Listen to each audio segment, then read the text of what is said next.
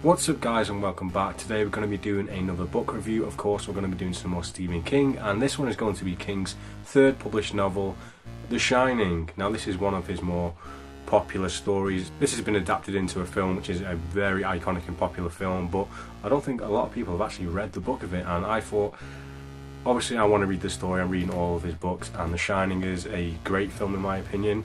And the book, I wanted to see if the book is better, because the book is always going to be better in my opinion, so I thought I'd check it out. So this was first published in 1977, I believe, and this version here has around 497 pages. So if you've been living under a rock all these years and you've never heard of The Shining, so basically to summarise the story, the Torrance family are the main characters in this movie, and the dad, Jack Torrance, he has just previously lost his job and he's trying to find any work, so he decides to take this job up as the caretaker of this prestigious hotel up in the hills of Colorado called the Overlook Hotel. He has to stay there over the winter period when the hotel is shut because the weather conditions just get too bad up there. There's so much snow, it basically snows them in. So the family decides to go up there with him, and this is where the story begins. Jack has to be the caretaker of the hotel. As with most of the locations where Stephen King's books are set, not everything is right up there, and a huge hotel that is empty is definitely the place for creepy things to happen. The family soon find out that there's shady goings on in the hotel, and it has a hidden past that we find out about. Now there are a few other characters, but the main story focuses on, I'd say, 4 characters. That's Jack Torrance, the father, Wendy Torrance, his wife, Danny Torrance, his son, who is about 4, 5, 6 years old in the book, I think. And the 4th is basically the Overlook Hotel. It's his very own character. It's this hotel which has this weird feeling about it. It's like it's its own entity, it has its own goals, it has its own wishes, and it tries to manipulate what's going on for its own achievements. With there only being such a small cast in this book of characters, we do get a lot of depth between them, especially between the main characters Jack, Wendy and Danny. They're very fleshed out. I'm going to compare this to the film, because I think Jack gets quite a bit of development in the film, but the other 2 characters seem to just be there to react to what's happening with Jack, whereas in the book they're very fleshed out. Everyone has their own characters and goals and achievements and inner turmoils. The Shining, you're wondering what the title is if you've not heard of it. The Shining is basically a sort of telekinetic power that Danny Torrance has.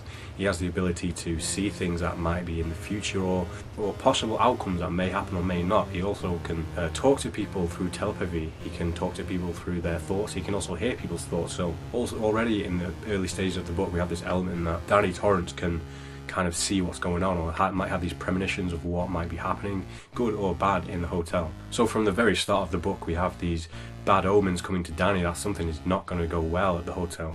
Jack himself isn't really pleased about going up there himself, but like I said, he's lost his job and he has to keep his family afloat, so they're going into this situation as kind of a last desperation, as a last hope. The best thing about this story is just the world building within the hotel. It sets up such a good history and story about what's happened in the hotel, all the characters, all the different timelines of what's happened throughout the years of the history of the hotel, and that's found usually by Jack either finding documents or being told something, or throughout Danny having visions, which is really cool to see the hotel throughout its many years of its like really shady history of what's actually been happening there over all these years, and how it's not just this prestigious hotel that everyone loves. It's had this really crazy backstory, really. One of the things King is best at in most of his books, which is for what I've said in basically every review for all of his books so far, is how he's so good at building up. He teases you so much throughout the book of things that are going to happen, or a certain event that may have already happened in the past that we might get to delve into later in the book. And from the very beginning of the book, like, we're seeing Danny have these visions of monstrous things happening and violence, and that happens so early in the book, and we know it's going to happen eventually. And it's just such a big build up to the moment, and I think it totally pays off when these things finally happen, or along those lines of when we get to at least the certain time period of when these happen. One of the main criticisms of the film compared to the book is that the character Wendy Torrance doesn't really have much of a character at all in the film. She's just there to be a punching bag for Jack, basically. She's just screaming and she's just there to protect Danny. She doesn't really have her own motives or anything, and I think it's completely different in the book. Wendy gets fleshed out a lot more. She has like this inner turmoil between her relationship with Jack and her love for Danny. She's always trying to protect Danny and trying to keep her marriage afloat, and you don't really get that in the film, and I think it really helps with the book because you get to understand what she's actually going through when all of these things are happening, which is a good thing because all 3 characters are all basically reacting to the certain things that happen in this hotel, and they all react differently, and it's good to see that all the characters have their own way of dealing with the things that are going on. Danny Torrance having these special powers at the age of 6 it can be quite humorous at times when he's listening into people's thoughts where he has no idea what they're actually talking about. There's one part where he overhears like a woman talking about getting into someone's pants, and he asks his dad, why does she want to get into this guy's pants? And it's kind of a funny moment for like a 6-year-old to be hearing all these dirty thoughts of people and not having any clue of what they're actually talking about. But at the same time, it can also be horrifying because he's hearing all of these things that the parents are thinking about. So if they're going through a bad time, he's basically having their inner thoughts about their arguments and what's happening with their relationship. So he's kind of at the age of 6 having to deal with the inner thoughts of like a marriage that is going through a breakup. Like a lot of kids are traumatized just by seeing their parents argue and stuff like that, and he's actually hearing their darkest inner thoughts about what they want. And yeah, it's very interesting, especially because this kid is such a cute kid, and he has to go through some dark shit in this book. Now the main character, which has definitely got the most focus in the movie, is Jack Torrance. One thing I'll say about this book is I think it's going to be the same with most Stephen King books that were adapted into bigger films. I can only now picture the characters from the movie, so when I'm reading this book, all I see is Jack Nicholson as Jack,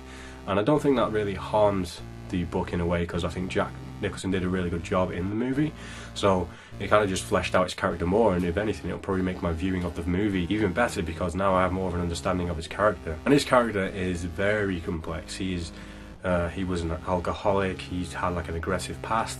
We get more into his backstory of actually his upbringings as well, and just how much he is struggling to keep his demons at bay. And I kind of feel bad for the guy. I kind of relate to him in certain ways, where he's going through these things and he's trying his best, but everyone doesn't really see that he's trying that hard, and he's getting shut down at every turn when he's actually trying his best to like do for the best for his family. I'm not saying the guy is a perfect guy, he definitely has his issues. And what the story really boils down to is about like childhood trauma and an addiction, and all of these things that I think without the supernatural elements of the book, it wouldn't be much different of a story.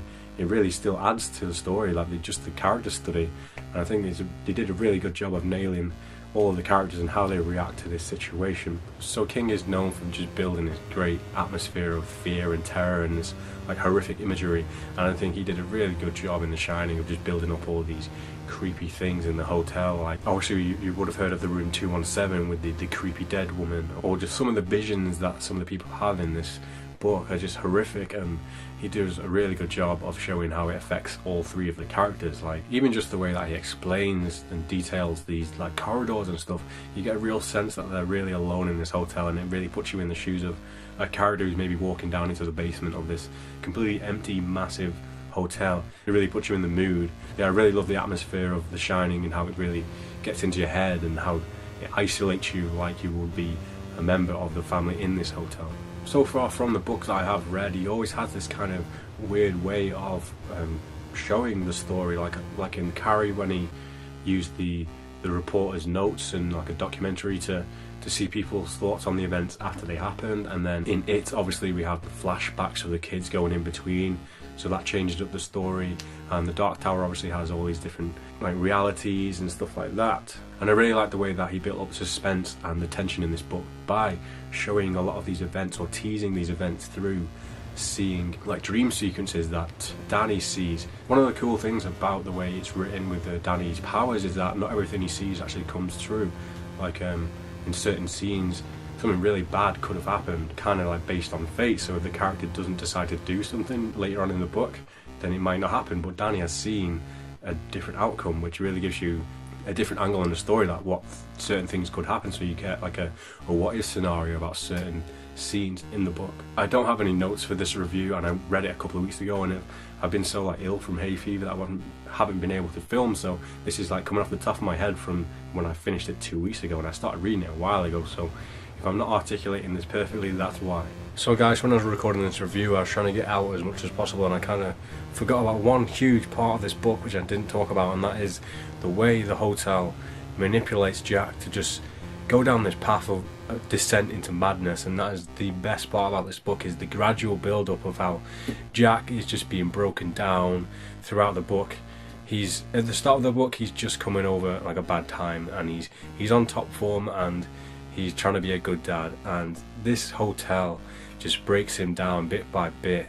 And that's the best part about this book, is just how gradually these small things all build up throughout the 500 pages of the book to just this conclusion where he has gone from being okay to just snapping completely, he descends into like utter madness. And yeah, that's the best part. It's just how it's so gradual. When you watch the movie, he's kind of a bit crazy from the start, but in the book, you see why these things are happening to Jack, and you can see just how he's been affected with his past and his alcohol addiction. He's been like teased and tormented and just manipulated into all of these things just for him to just go down this path of destruction. And that is the best part about The Shining, and I absolutely love it. I love the way they do it, and his character is just so fucking broken by the end of it. Overall, I really enjoyed The Shining, and the characters in this book are so well written and so like well developed, and it's pushing up there in my top Stephen King books so far. I think it's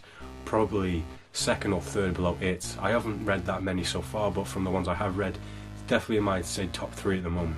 You should definitely check out The Shining, and if you've only watched the film, I think it's even interesting to read the book and see how it differs from the film. I wouldn't say that actually that different, but it's definitely more developed, and the characters get a lot more interactions with each other and a lot more development, a lot more fleshed out from just the way their characters are built. It's just a really good book in my opinion, so I definitely recommend checking out The Shining. Anyways, that's been my review. I know it's probably been a bit of a ramble because I haven't really planned this out. Next up is going to be Night Shift, Stephen King's first short stories collection. Now there's 20 stories in that book, so I'm going to be reviewing 5 at a time, so you're going to be getting one video with 5 short stories, and it's going to be 4 videos overall. So that's going to be the next Stephen King book review on this channel, so I hope you look forward to that.